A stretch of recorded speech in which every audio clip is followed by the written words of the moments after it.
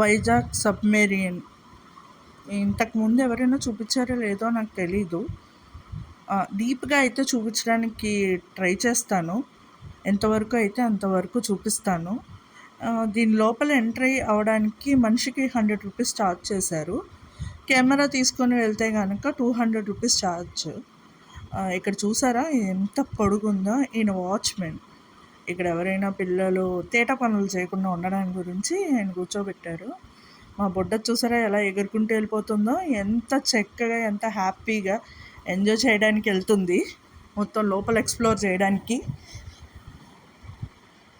ఇంకా లోపలికి మన టికెట్ ఇచ్చేసారు, లోపలికి వెళ్ళి చూద్దాం బయట సరౌండింగ్ అంతా ఎలా ఉంది.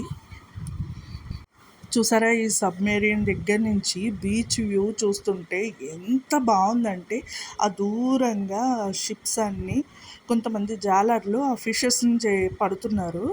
ఇంకా లోపలికి వెళ్ళిపోదాం మనం. ఇది ఎంట్రన్స్ అనమాట. చాలా చిన్నగా ఉంది. పొడుగ్గా ఉన్నవారికి మాత్రం కొంచెం జాగ్రత్తగా లోపలికి వెళ్ళాలి. లోపలికి వెళ్ళగానే రైట్ సైడు మనకి మొత్తం ఎక్విప్మెంట్స్ని, ఈ రీఫిల్స్ని ఎలా ఫిల్ చేస్తారనే మిషన్ ఉంటుంది. ఇంకా లోపలికి వెళ్దాం. ఈ రైట్ సైడ్లో లెఫ్ట్ సైడ్లో మొత్తం క్యాబిన్స్ ఉన్నాయి. ఇది కెప్టెన్ క్యాబిన్ అనమాట. ఆయన రిలాక్స్ అవ్వడానికి అరేంజ్ చేశారు. కొంచెం ముందుకు వెళ్దాం. సబ్మెరీన్లో ఉన్న వాళ్ళు యూస్ చేసుకోవడానికి అన్ని రకాల సౌకర్యాలను అరేంజ్ చేశారు. ఇది పవర్ సప్లై. సబ్మెరీన్లో వర్క్ చేసే వాళ్ళకి వాళ్ళు పడుకోవడానికి బెడ్స్ అనమాట. ఇవి రూము అప్పట్లో ఇలా ఉండేది. ఇవన్నీ సబ్మెరీన్లో పవర్ జనరేటర్కి సంబంధించినవి. మొత్తం ఇన్ఫర్మేషన్కి అంతా ఈ మిషన్కి సంబంధించినవి అన్నీ అనమాట. ఇంకా లెఫ్ట్ సైడ్లో చూసుకుంటే అన్నీ ఈచ్ సైడ్ కూడా కొన్ని రూమ్స్ ఉన్నాయి, వాళ్ళ బెడ్స్ ఉన్నాయి అన్నమాట. ఇంకా ఇది డైనింగ్ హాల్. మొత్తం అందరూ కూర్చొని ఇక్కడే తింటూ ఉంటారనమాట వాళ్ళకి నచ్చిన ఫుడ్ని. కొంచెం మనం ముందుకు వెళ్తే మొత్తం మిషన్ ఎక్విప్మెంట్స్ అన్నీ ఉంటాయి. అవి చూసారు ఎంతెంత లావు ఉన్నాయో, మనం చూడడానికి కూడా 2 కళ్ళు సరిపోవట్లేదు. ఇంకా కింద ఇది అండర్ గ్రౌండ్లో ఉండే మిషన్స్ అన్నమాట. చూడండి ఎంత నేచురల్గా పెట్టారో అవన్నీ కూడా. ఇంక లెఫ్ట్ సైడ్కి వెళ్తే ఇంకొన్ని బెడ్స్ అవి ఉన్నాయన్నమాట. ఇంకొంచెం ముందుకు వెళ్దాము. చాలా చిన్నగా ఉందన్నమాట. ఇవన్నీ చూసుకోకుండా వెళ్తే మొత్తం అన్నీ తగిలేస్తాయి. ఇంకా ఇవన్నీ గ్యాస్ సిలిండర్స్. ఇవన్నీ కూడా ఎంత చిన్న దాంట్లో ఎంత బాగా అమర్చారంటే మనకి 2 కళ్ళు సరిపోవట్లేదు. ఇవన్నీ కూడా ఫ్యూయల్స్, లోపల గ్యాస్ పవర్ ఇవన్నీ ఎలా ఉన్నాయని. ఒక్కొక్క బటన్ ఒక్కొక్క రకంగా పనిచేస్తుంది. యుద్ధం వచ్చినప్పుడు ఎలా ఆపరేట్ చేస్తారని పైన మనకి సబ్మెరీన్ చూడడానికి అది. ఇవన్నీ కూడా అందులో ఉండే ఎక్విప్మెంట్కి సంబంధించినవి అనమాట. ఇంకా ఇది వచ్చి రేడియో, మనకి సమాచారం ఇచ్చేది. ఇవన్నీ కూడా మిషన్కి సంబంధించినవి. ఇంకొన్ని బెడ్స్ ఉన్నాయి షిప్ వైజ్. అక్కడ మీకు కనిపిస్తుంది కదా, అది జాకెట్. ఎప్పుడైనా ప్రమాదవశాత్తు ఏమైనా సబ్మెరీన్కి ఏమైనా అయితే ఆ సూట్ వేసుకొని ఆక్సిజన్. ఇక్కడ చూస్తున్నారు కదా, ఇవన్నీ షీల్డ్స్. నేవీ వాళ్ళు ఈ సబ్మెరీన్తో వర్క్ చేసిన వాళ్ళకి ఇచ్చిన షీల్డ్స్ అనమాట. ఈ లెఫ్ట్ సైడ్లో చూసారు ఎంత పెద్ద మిషన్ ఉందో. ఇవన్నీ కూడా సబ్మెరీన్లో ఒక్కొక్క పార్ట్ ఒక్కొక్క దానికి సంబంధించినవి. ఇవన్నీ స్టోరేజ్ అనమాట ఈ రైట్ సైడ్లోవి. ఇంకొంచెం ముందుకు వెళ్దాము. ఈ రైట్ సైడ్లో చూడండి, ఇది కుకింగ్ అనమాట, కుకింగ్ రూమ్ అనమాట. ఇక్కడ వాళ్ళకి కావాల్సిన ఫుడ్, సబ్మెరీన్లో వర్క్ చేసే వాళ్ళందరికీ ఫుడ్ ప్రిపేర్ చేస్తూ ఉంటారనమాట అక్కడ. ఇది ఒక క్యాబిన్. ఇంకొంచెం ముందుకు వెళ్తే ఇంకొక జోనల్ ఉంటుంది.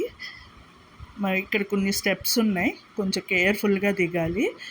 డౌన్కి కొంచెం జాగ్రత్తగా దిగాలి, లేదంటే మాత్రం పడిపోతాం. ఈ లెఫ్ట్ సైడ్లో చూడండి ఎన్ని ఉన్నాయంటే ఒక్కొక్క దానికి ఒక్కొక్క బటన్ ఉంది. మళ్ళీ రైట్ సైడ్లో కూడా అవన్నీ కూడా ఒక్కొక్క దానికి టైమింగ్ అమర్చి ఉందన్నమాట. ఇవి ఎలా వర్క్ చేస్తున్నాయో. మా పాప చూసారా ఎంత బాగా ఎంజాయ్ చేసిందో. సబ్మెరీన్లో ఇంకా తీయడానికి చాలా ఉందండి, కానీ నాకు కుదరలేదు. నా ఫోన్ ఛార్జింగ్ అయిపోయింది.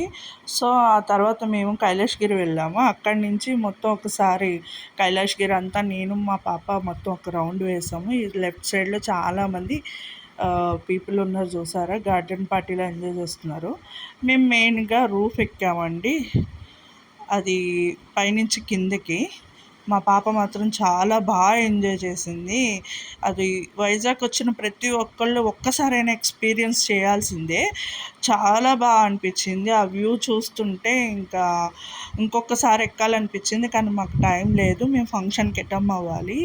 సో మేము అందుకని చెప్పేసి మళ్ళీ డౌన్ వరకే తీసుకున్నాము. చూడండి ఆ వ్యూ అంతా ఎంత బాగుందో. మాతో పాటు ఇంకొక 4 మెంబర్స్ ఎక్కారు. దీంట్లోంచి బీచ్ వ్యూ చూస్తుంటే అసలు ఎంత బాగా అనిపించింది అంటే చాలా బ్యూటిఫుల్గా ఉంది. కానీ మేము వెళ్ళిన టైము ఆఫ్టర్నూన్ కావడం వల్ల చాలా ఎండగా ఉందన్నమాట. ఈవినింగ్ టైం మాత్రం చాలా బాగుంటుంది.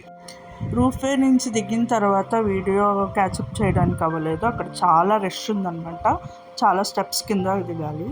ఆ తర్వాత మేము ఇంకా ఆర్కే బీచ్కి వచ్చాం. మళ్ళీ ఆర్కే బీచ్కి వచ్చాక మా పాప మా హస్బెండ్ కొంతసేపు ఆర్కే బీచ్లో బాగా ఎంజాయ్ చేశారనమాట. కొంతసేపు సరదాగా స్పెండ్ చేసి మా పాప అయితే మాత్రం ఫుల్ ఎంజాయ్ చేసింది. తనకి కార్టూన్ ఎఫెక్టో ఏమో తెలియదు, కానీ మా పాప మాత్రం అలలు వస్తుంటే మాత్రం మంచిగా కార్టూన్ స్టిల్స్ అన్నీ కూడా పెట్టి ఎంజాయ్ చేయడం స్టార్ట్ చేసింది. ఒకానొక టైంలో ఆ వాటర్కి ఫ్లోకి వెళ్ళిపోతుంది అనుకున్నాం. అప్పుడు మా హస్బెండ్ వెళ్ళి పట్టుకొని తను కొంచెంసేపు ఆడిచ్చారనమాట.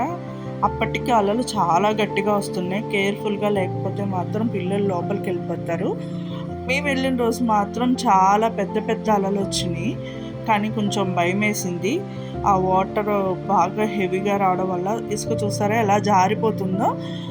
వాళ్ళు నుంచున్న ప్లేస్లో వాళ్ళ లెగ్స్ చూసారా ఎంత లోతుకి వెళ్ళిపోయినాయో. ఏమాత్రం అన్కేర్ఫుల్గా ఉన్నా కానీ పిల్లలు లోపల కొట్టుకెళ్ళిపోతారండి, జాగ్రత్త. ఇక్కడితో వీడియో డన్. Bye bye.